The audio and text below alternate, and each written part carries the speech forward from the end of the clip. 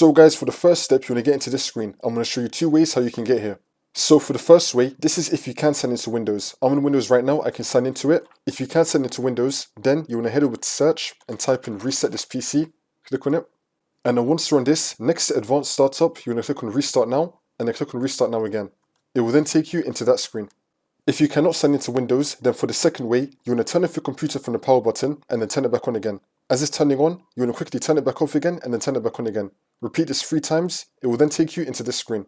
So you want to turn off your computer from the power button and then turn it back on again. As it's turning on, you want to quickly turn it back off again and then turn it back on again. Repeat this 3 times, it will then take you into this screen.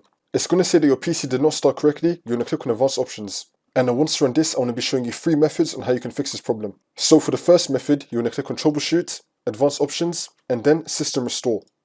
If you have a restore point enabled, then you want to click on next and then go back to your restore point. Hopefully this will now fix your problem. If you don't have one, that's fine, we're going to click on cancel. And now for the second method, you're going to click on troubleshoot, advanced options, and then start to repair. Wait for this to load.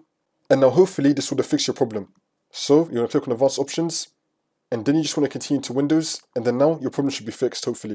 If it's still not fixed though, you're going to go to troubleshoot, and then click on reset this PC. If you have your files backed up, you can go remove everything. If you don't, you can go with keep my files.